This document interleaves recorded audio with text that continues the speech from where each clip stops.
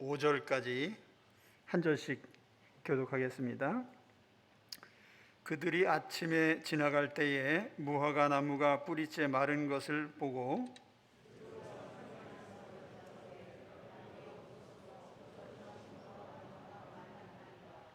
예수께서 그들에게 대답하여 이르시되 하나님을 믿으라.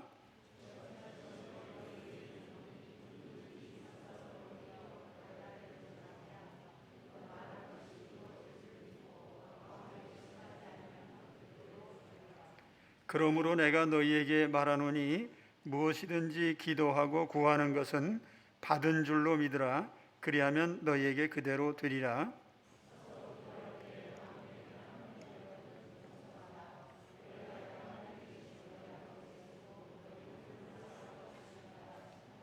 아멘. 본문 말씀 고난주간의 둘째 날 화요일 아침에 있었던 일입니다. 주님께서 제자들과 함께 예루살렘 성내로 향하셨습니다. 전날 베다니로 가서 주무시고 다음 날 제자들과 함께 다시 성내로 들어가셨죠. 그때 베드로가 뭔가 깨달은 것처럼 주님께 이야기를 합니다. 랍비여 보세요. 주님이 어제 저주하셨던 그 무화과 나무가 뿌리째 말랐습니다. 베드로는 주님의 말씀의 위력에 놀랐습니다. 20절 21절 보시면 그들이 아침에 지나갈 때에 무화과 나무가 뿌리째 마른 것을 보고 베드로가 생각이 나서 여짜오되 랍비여 보소서 저주하신 무화과 나무가 말랐나이다. 주님은 실제로 말씀만 하셨는데 무화과 나무가 말랐어요. 그렇다면 이런 결과에 대해서 어떻게 생각을 해야 될까요? 우리에게 필요한 것은 아마도 예수님이 하나님이시라는 예수님의 신성에 대한 깨달음일 것입니다. 예수님은 하나님이시죠. 만일 베드로 사도가 예수님이 신성을 지니신 하나님이신 것을 알았다면 주님의 말씀에 무화과 나무가 말라버린 것에 대해서 그다지 놀라지는 않았을 거예요. 그래서 여기 중요한 주제들이 쭉 이어져 나오는데 믿음이라고 하는 것, 기도라고 하는 것, 용서의 주제, 그래서 우리가 아주 중요하게 여기는 이 세 가지 주제가 본문에 나옵니다. 믿어라, 기도하라, 용서하라.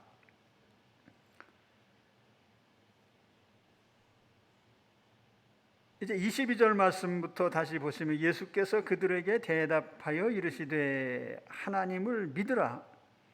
내가 진실로 너희에게 이르노니 누구든지 이 산더러 들리어 바다에 던져지라 하며 그 말하는 것이 이루어질 믿고 마음에 의심하지 아니하면 그대로 되리라. 그러므로 내가 너희에게 말하노니 무엇이든지 기도하고 구하는 것은 받은 줄로 믿으라. 그리하면 너희에게 그대로 되리라. 내가 진실로 너희에게 이르노니 아멘 레고 휴민이라는 세 단어로 된 문구인데 여기서 내가 너희에게 말한다. 이러한 형태의 문구는 특히 요한복음에서 보면은 주님이 신성을 지니신 하나님으로서 말씀하실 때에 사용하신 그런 문구이기도 합니다. 나는 하나님이다. 너희가 나를 믿고 의심하지 않는다면 산을 들어 바다에 던질 수도 있다. 너희는 나를 믿어야 한다. 무화과 나무 한 그루를 말씀만으로 말라 죽게 하신 것은 분명히 놀랄 일이지만 그러나 그것은 주님이 하나님이신 것을 안다면 그렇게 대단한 일도 아닙니다. 여기서 제자들에게 요구하신 것은 믿음이죠. 주님께서는 하나님을 믿어라 이런 말씀을 하셨어요. 우리말 성경에 하나님을 믿어라 이렇게 번역을 했는데 에케테 피스틴세우 이게 무슨 말이냐면 에케테라는 말은 가져라 have 피스틴이라는 말은 피스틴세우라고 했는데 하나님의 믿음 이런 뜻이에요. 그래서 하나님의 믿음을 가져 이 말을 이제 약간 풀어서 해석하면 하나님을 믿는 믿음을 가져라 그런 뜻이에요. 그래서 영어 성경에 보면 have faith in God 이렇게 번역을 했습니다. 그러니까 믿음을 갖는 그것이 중요하다. 여기서 믿음이 강조되고 있는데 그 믿음이란 것은 어떤 내 신념을 믿는 게 아니에요. 가능성을 믿는 것도 아니고 오직 인격적인 하나님을 믿는 것이죠. 근데 그 믿음의 대상이 누굽니까? 예수 그리스도요. 그리스도는 하나님이시죠. 말씀 한마디로 어떤 일이든지 하실 수 있는 분이십니다. 그것이 사람이든 자연물이든 인격체든 비인격체든 주님의 명령대로 시행이 되죠. 그런데 제자들의 입장에서는 그들은 이런 일들을 할 수 있는 어떤 능력도 없어요. 그래서 그들은 오직 주님을 믿고 의지하는 그 믿음이 필요했던 것입니다. 자, 그래서 다시 오늘 주제로 돌아가면 주님이 이 말씀을 하시면서 믿음 그리고 기도, 용서, 하나님을 믿어라. 믿는다면 기도해라. 기도한다면 다른 사람을 용서해라. 이렇게 이제 전개가 되는데 믿음, 기도, 용서 이 세 가지가 산을 옮기는 기적을 만들어내요. 그리고 이 세 가지가 우리가 신앙생활을 할 때에 핵심적인 중요한 원리이기도 해요. 그래서 오늘 이 말씀을 보시면서 자, 믿음이 어떻게 기도로 연결이 되고 기도가 또 왜 기도할 때 용서가 필요한가 이 말씀을 오늘 드리려고 합니다. 그래서 아무쪼록 말씀을 통해서 믿음을 가지고 기도하시고 산을 옮기는 기적을 만들어내시기를 우리 주님의 이름으로 축원합니다. 자, 먼저는 하나님을 믿어라. 믿음이란 것은 인격적으로 하나님을 믿고 신뢰하는 겁니다. 하나님께 내 인생을 맡기는 것이. 그리고 우리가 신앙생활을 그러면 하나님을 신뢰하고 그 하나님과의 신뢰관계, 이걸 우리가 인간적으로는 신의라고 할 수도 있어요. 그래서 하나님을 신뢰하고 그 신의를 지켜가는 것이 우리 신앙생활이라고 할 수 있습니다. 근데 이 신앙이라는 것은 신념이 아니에요. 신앙은 하나님을 믿는 것이지만 신념은 내 판단을 믿는 것입니다. 신앙은 하나님이란 대상이 있지만 신념은 구체적 대상이 없습니다. 단지 내 생각이 있을 뿐이죠. 주님이 말씀하신 이 산을 옮기는 문제에 대해서 얘기를 한다면 어떤 사람이 산을 옮겨진다라고 신념을 가지고 있다고 해서 산이 옮겨지진 않아요. 그래서 내가 아무리 신념과 의지가 있다고 해도 그 때문에 어떤 기적은 일어나지 않습니다. 왜냐하면 실제로 산을 옮길 수 있는 능력은 신념에 있는 게 아니라 하나님께 있기 때문이죠. 그래서 우리가 하나님을 믿고 의지하고 신뢰하는 거예요. 우리는 전능하신 하나님을 믿습니다. 그래서 하나님이 하신 말씀도 그대로 되리라는 걸 믿어요. 자, 무화과나무에게 우리 주님께서 말씀만 하셨는데 그대로 됐어요.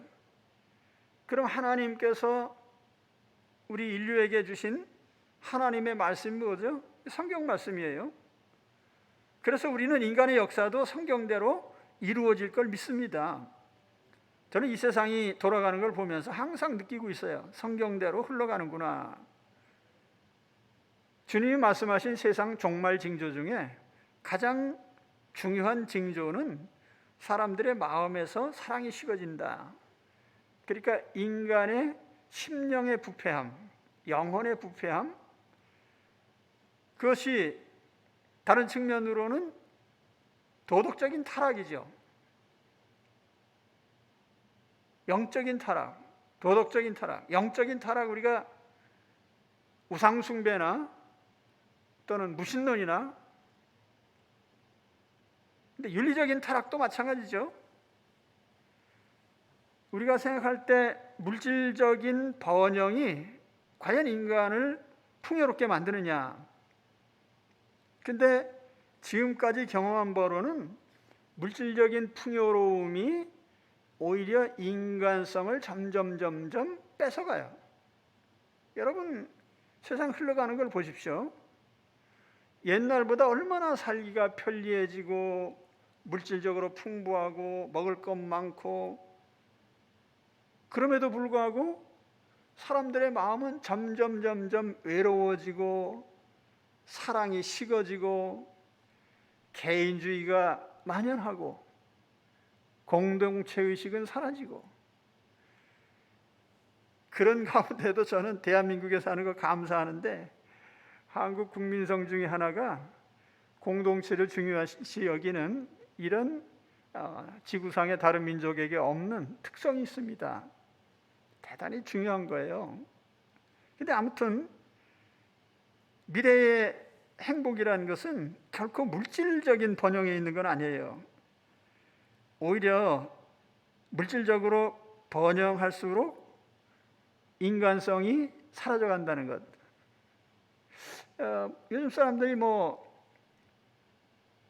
자연보호, 생태계보호, 동물사랑 다 좋습니다. 근데 한 가지 제가 우려하는 것은, 우리가 개 사랑하는 거 좋아해요. 근데 이 개가 자기가 사람인 줄 알아요. 그러니까 사람은 자기를 개보다 우월한 품격 높은 인간으로 생각하지 않고 나도 개와 동급이라고 생각하는 거예요. 그러니까 인간은 점점 하나님이 지으신 하나님의 형상으로부터 점점 동물적인 형상으로 낮아져 가고, 그래서 우리가 동물을 어디까지 높여야 되는지를 잘 모르고 있어요. 그냥 함께 어울려 사니까 다 똑같이 다 같은 격이다 이렇게 생각하는 거죠. 아무튼 종말의 가장 큰 징조 중에 하나는 인간성의 상실이죠. 우리가 이건 마음에 새겨둬야 돼요. 성경은 항상 이러한 것들을 예고하고 있습니다. 그래서 오늘 주님께서 우리에게 하나님을 믿는 믿음을 가져. 하나님을 믿으라. 그러면서 또 무엇이든지 기도하고 구하는 것은 받은 줄로 믿어라. 하나님을 믿기 때문에 하나님께 구한 것을 주실 것도 믿는 거예요. 하나님을 믿는 것이 본질적인 믿음이라고 하면 하나님께서 내가 구한 것을 넉넉히 주실 수 있다고 믿는 것은 2차적인 믿음이죠. 아무튼 우리는 하나님을 믿는 믿음으로부터 모든 삶을 시작해야 되는 거예요. 우리 항상 하나님을 믿고 의지하고 신뢰하고, 이 세상이 신뢰를 상실한 사회 아니에요? 인간에 대한 신뢰. 그런데 이 신뢰의 대상은 오직 하나님밖에 없어요. 사실은 인간은 믿을 만한 존재가 못 돼요. 그러니까 인간을 사랑하라는 말씀을 했지만 성경 어디에도 인간을 믿어라라는 얘기는 없어요. 인간은 믿지 못할 존재예요. 사랑을 하면 돼요. 그런데 결코 인간은 믿고 의지할 존재는 아니에요. 믿음과 의지하는 것은 오직 하나님께만 향하면 돼요. 그 우리의 신앙이거든요. 하나님을 믿으세요.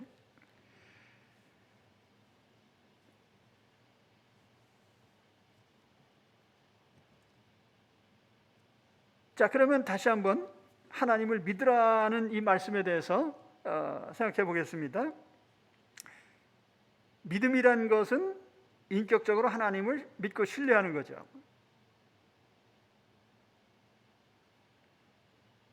여기 했지. 다음 주제예요. 믿는다고 하면은 기도하라. 예, 기도하고 구하라. 그래서 믿음은 반드시 기도로 이어져야 합니다. 그래서 주님께서 오늘 우리에게 기도하라고 하십니다. 자, 산을 옮기는 거, 그건 난 할 수 없는 일이에요. 하나님만 하실 수 있는 일이죠. 그래서 이 산을 옮겨달라고 우리는 하나님께 기도할 수밖에 없습니다. 근데 우리가 신약성경 읽어가다 보면은 우리 주님께서 기도하라는 말씀을 아주 자주 하시고 다양한 방법으로 우리에게 기도하라는 말씀을 하셨어요. 구하라, 그리하면 너에게 주실 것이요, 찾으라, 그리하면 찾아낼 것이요, 문을 두드리라, 그리하면 너에게 열릴 것이니 구하는 이마다 받을 것이요, 찾는 이가 찾아낼 것이요, 두드리는 이에게 열릴 것이니라. 산상수훈에 주님이 하신 말씀이죠. 또 이르시되 너희 중에 누가 벗이 있는데 밤중에 그에게 가서 말하기를 벗이여 떡 3덩이를 내게 구워달라, 내 벗이 여행 중에 내게 왔으나 내가 먹일 것이 없노라 하면 그가 안에서 대답하여 이르되 나를 괴롭게 하지 말라, 문이 이미 닫혔고 아이들이 나와 함께 침상에 누워있으니 일어나 내게 줄 수가 없노라 하겠느냐? 내가 너희에게 말하노니 비록 벗됨으로 인하여서는 일어나서 주지 아니할지라도 그 간청함을 인하여 일어나 그 요구대로 주리라. 내가 너희에게 이르노니 구하라 그러면 너희에게 주실 것이요, 찾으라 그러면 찾아낼 것이요, 문을 두드리라 그러면 너희에게 열릴 것이니 구하는 이마다 받을 것이요, 찾는 이가 찾아낼 것이요, 두드리는 이에게 열릴 것이니라. 마태가 기록한 것에는 이제 구하라, 찾으라, 두드리라 이런 명령을 했는데 누가는 그 앞에 하나의 비유를 덧붙이고 있죠. 밤중에 친구가 찾아와서 뭐 좀 달라고 요청을 하면 아무리 친구라도 자다가 일어나서 줄 생각은 없다는 거예요. 근데 계속 문을 두드리면 귀찮아서 준다고 말이지요. 그런 전제로 하나님 앞에 구하고 찾고 두드리라는 이런 취지로 누가는 설명을 합니다.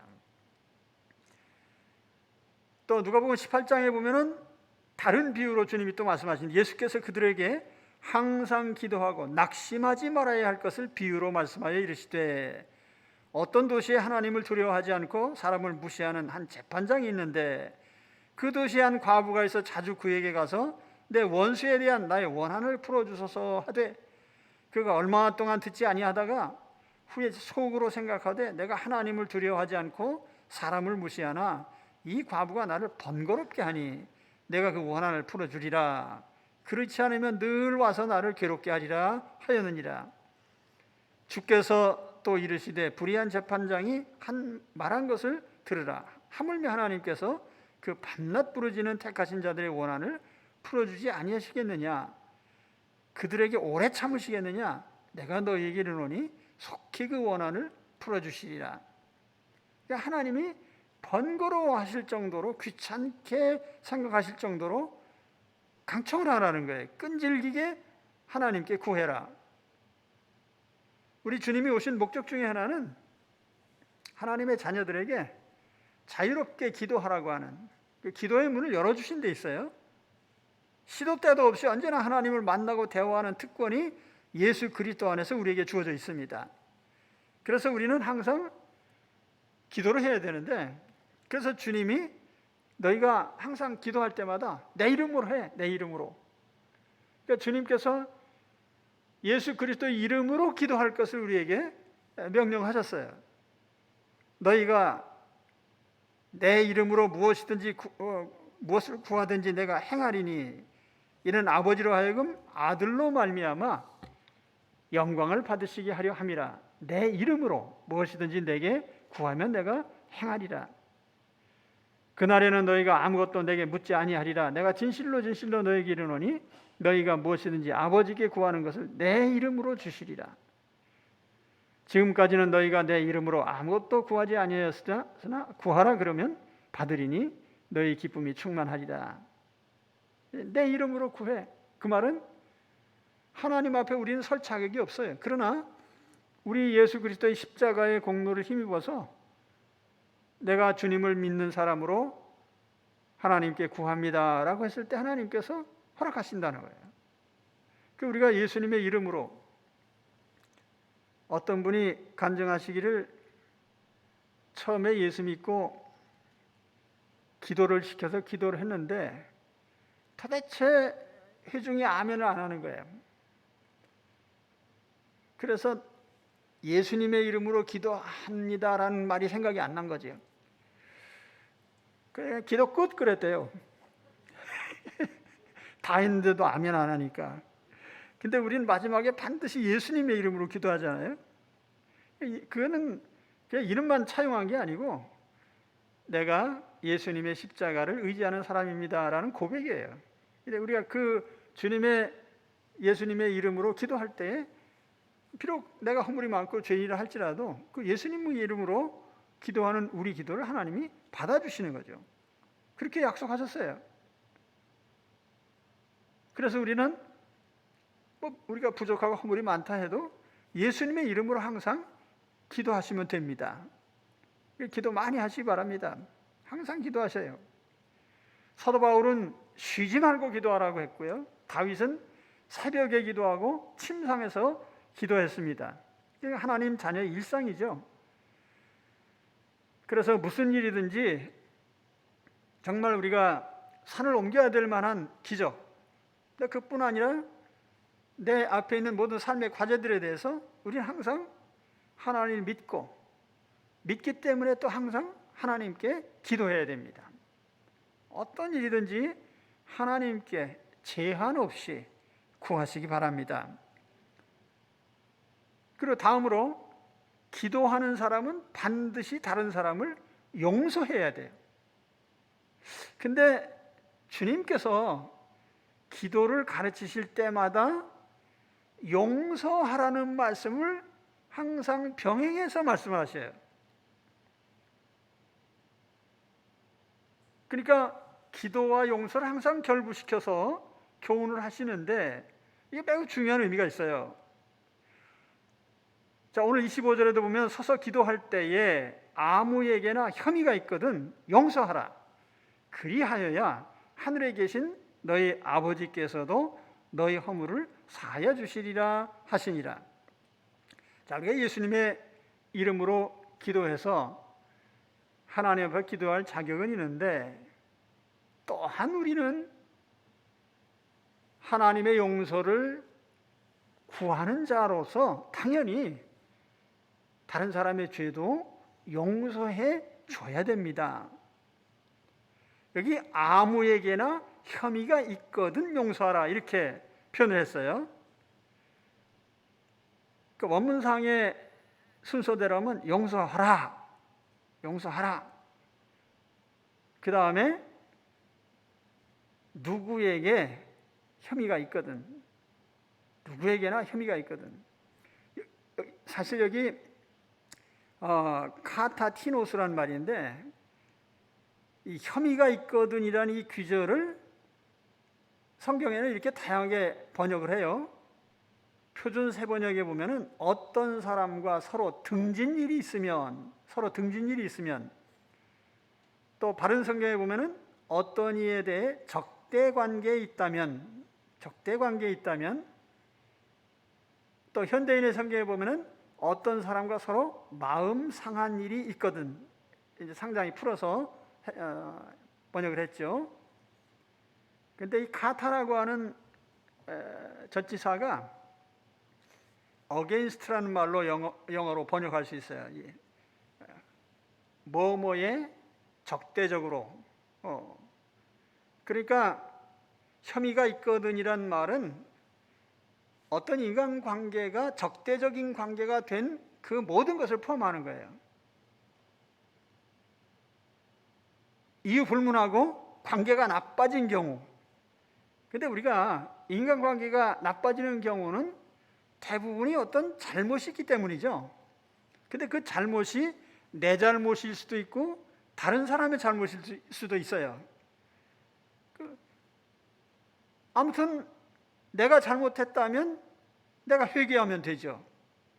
근데 상대가 잘못했다면 그 상대가 회개해야 되는데 회개를 안 한단 말이에요. 근데 그런 경우는 어떻게 풀어가느냐?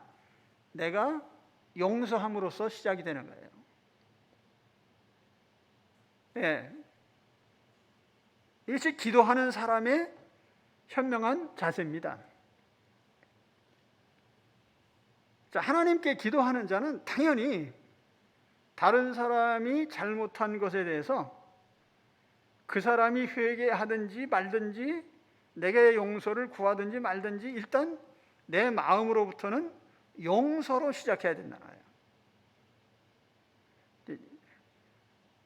제가 오른쪽 귀가 약간 안 들려서 아멘 소리가 안 들리는데, 예, 그렇게 하셔야 됩니다. 예. 자, 용서는 영혼이 자유로워지는 길이에요. 이 말씀 매우 중요합니다. 용서는 영혼이 자유로워지는 길입니다. 용서는 가장 머리 좋은 사람만이 할 수 있는 수단이에요. 왜냐하면 용서만이 좋지 않은 인간관계의 굴레에서 벗어나는 길입니다. 여러분, 대한민국 헌법에 신체의 자유가 보장되어 있죠? 그런데 사실 많은 사람들이 신체적 구속 때문에 불행해하지는 않아요. 오히려 마음의 구속 때문에 불행해하죠. 그런데 이 마음의 구속이라고 하는 것은 누가 내게 잘못을 했든지 혹은 내가 남에게 잘못했든지 간에 틀어진 인간관계 때문에 오는 경우가 대부분입니다. 예를 들어서 누가 내게 잘못을 했어요. 누가 나를 폭력을 행사했다든지 누가 내 돈을 떼먹고 도망갔다든지 내게 모욕을 줬다든지 이런 경우에 분명히 내 마음속에서 그 사람을 미워하든지 증오하든지 그 사람에게서 풀려나는 게 아니라 매여들게 돼요.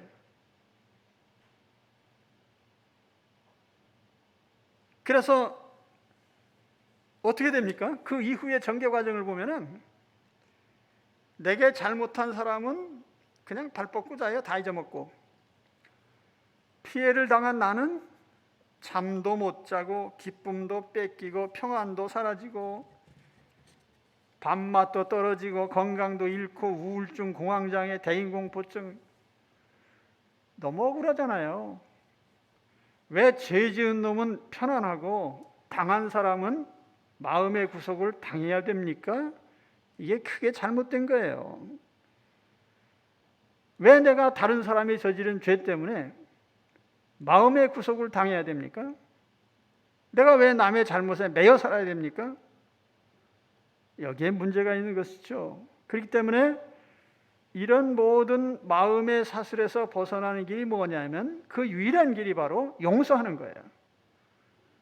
하나님, 내가 저 나쁜 놈의 죄를 다 용서하겠습니다. 나를 좀 자유롭게 풀어주세요. 내가 남의 죄를 용서하는 순간에 나는 그 사람으로부터 자유로워지는 거예요.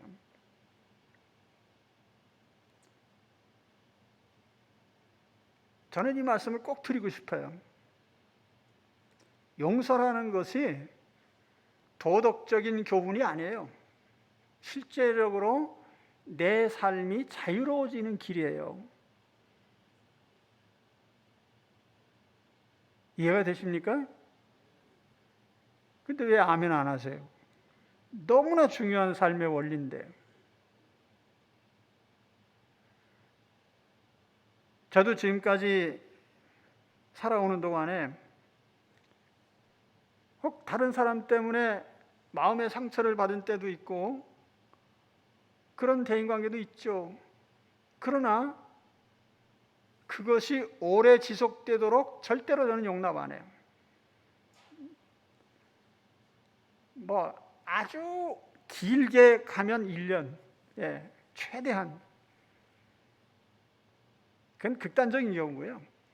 대부분은 그저 한 하루에서 한 이틀, 사흘 정도면 풀려집니다. 내가 자유로워져요. 하나님, 그 사람 잘 먹고 잘 살게 해주세요. 그럼 끝나는 거예요. 할렐루야. 저는 여러분들이 꼭 그렇게 되기를 원해요. 마음의 매임으로부터 풀려나는. 자, 그러면 여러분, 기도는 하나님께 하는 거예요. 근데 왜 사람을 용서하는 것이 중요하죠? 지금 말씀드린 것처럼 내 마음이 어떤 사람에게 매여 있다면 하나님께 집중할 수가 없는 거예요. 그 마음 때문에. 내가 하나님께만 집중해야 되는데 다른 사람에게 매여서 하나님께 집중하지 않으면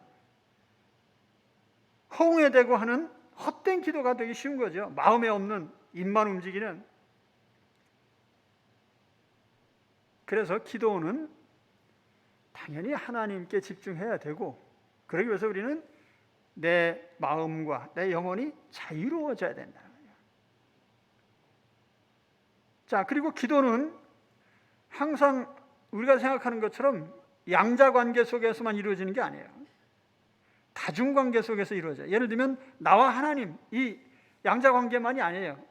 나와 하나님, 하나님과 다른 사람, 또 다른 사람과 나. 그래서 때로는요, 내가 기도하는 게 다른 사람과 관련이 없는 것 같지만 관련이 있어요. 제가 예를 하나 들어드릴까요?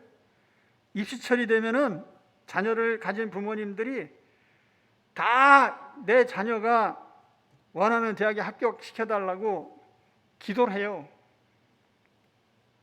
어떤 사람은 교문에다 엿 갖다 붙여놓고 기도하고. 그런데 제가 가만히 보니까 서울대 정원보다 항상 가겠다는 사람이 더 많아요.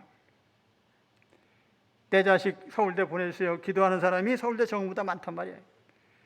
하나님 자녀들이 다 그렇게 기도하면 하나님이 누구 기도를 들어주셔야 돼요? 이게 무슨 말이냐면 내가 원하는 것을 다른 사람도 원한단 말이에요. 그때 나는 내 생각만 하나님께 구할 거냔 말이죠. 타인에 대해서 배려해야 되겠죠. 내 문제를 나만의 문제로 취급하지 말아야 되겠죠. 그것이 항상 천국 공동체가 원하고 나가는 길입니다. 그 천국 공동체는 언제나 다른 사람을 배려하고 생각하는 거죠. 내 인생 문제를 나만의 문제로 취급하지 않는 거죠.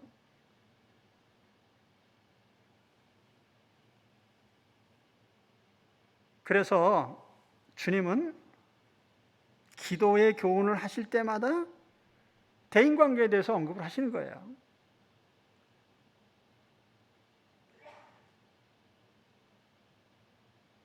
자, 성경에 보세요. 마태복음 5장에 보면은 그러므로 예물을 제단에 드리려다가 거기서 내 형제에게 원망 들을 만한 일이 있는 것이 생각나거든 예물을 제단 앞에 두고 먼저 가서 형제와 화목하고 그 후에 와서 예물을 드려라. 자, 예배 드리다가 잘못된 게 생각났어요? 그러면은 예배 중지하고 가서 화해하고 와라. 이건 아주 심한 경우인데 그러나 하나님이 원하시는 바예요. 그만큼 우리는 대인관계를 중요하게 여겨야 돼요. 내가 싫어하는 사람 한두 사람과 관계없다고 해서 무슨 문제일까? 그렇게 생각하면 안 되는 거예요. 우리는 모든 관계를 하나님의 공동체적인 관점에서 생각하면서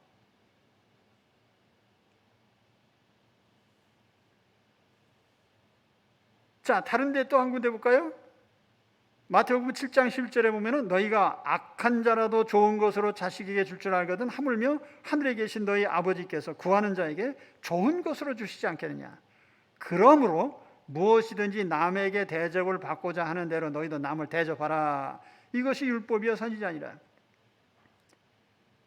기도의 교훈을 하시다가 갑자기 또 그러므로 하고 남을 대접하라는 말씀을 하세요.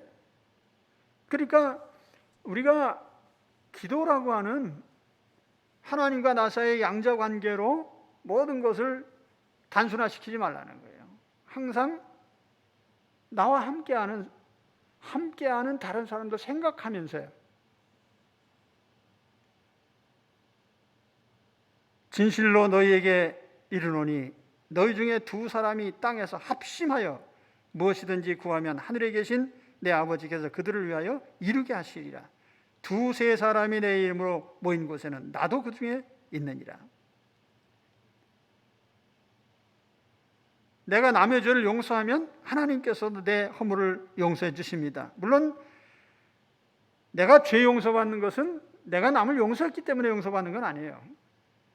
예수님께서 내 죄를 대신하셔서 속죄하셨기 때문에 용서받는 것이죠. 그러나 그럼에도 불구하고 1만 달란트의 비유처럼 우리가 하나님 앞에 용서를 구하는 자로서 예수님의 이름으로 기도하잖아요. 그러면 당연히 우리도 용서하면서 기도해야 된다는 거예요. 우리가 다른 사람을 용서하는 것을 하나님이 참작하시고 하나님 보시는 거죠. 그래, 용서하면서 기도할 때 하나님이 기뻐하시는 거예요. 그래, 기도할 때, 자, 기도는 전혀 하나님과의 관계로만 인식하지 말아라. 그래서 기도할 때는 항상 내가 어떤 사람과 적대적인 관계를 잘못 맺지 않았는가, 이걸 생각하면서 용서하면서 기도하란 말이에요. 할렐루야. 예, 아주 중요한 원리를 말씀드린 거예요. 내게 잘못한 사람이 회개하든지 말든지 이건 조건도 아니에요. 상대편의 회개 여부와는 상관없습니다.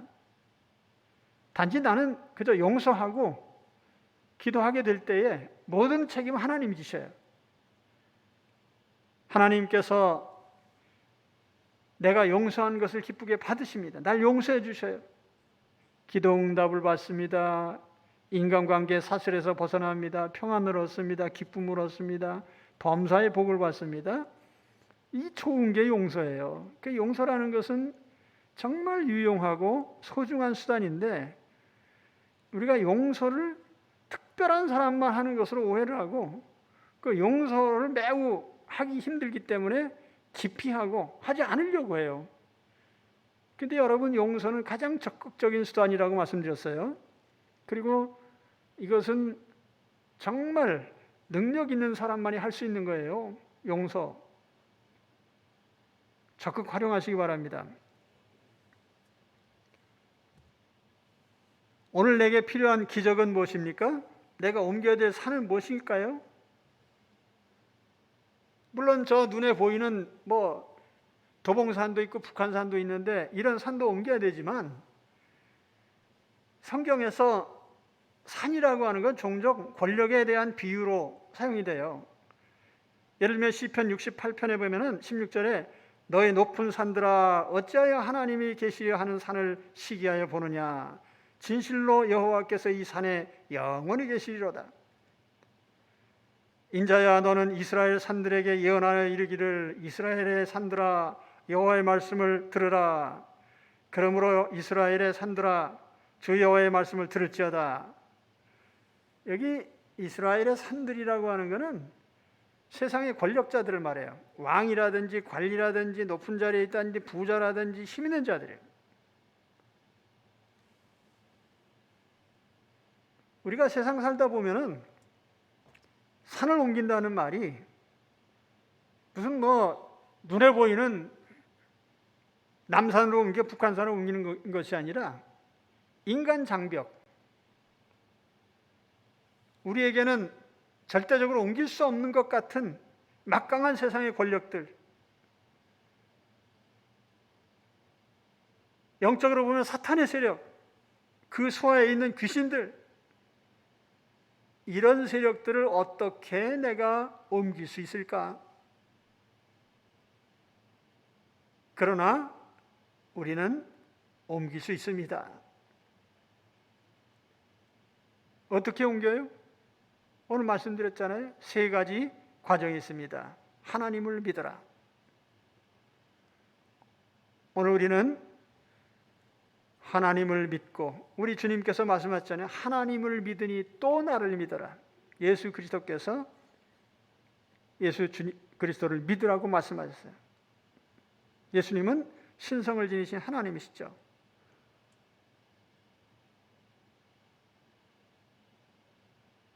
산은 오직 하나님만이 옮기실 수 있어요. 그래서 오늘 내가 옮겨야 될 산, 하나님을 믿는 믿음으로, 우리 주님을 믿는 믿음으로 옮기시기 바랍니다. 그리고 기도하라고 했어요. 하나님이 산을 옮겨주셔야 되니까 하나님 이 산을 옮겨주세요 라고 기도해야 됩니다. 인간 장벽의 산, 악한 사탄의 세력의 산 옮겨달라고 기도하시기 바랍니다. 그리고 기도하면서 다른 사람의 죄를 용서하라고 하셨어요. 내가 용서하면 내 영혼이 자유로워져요.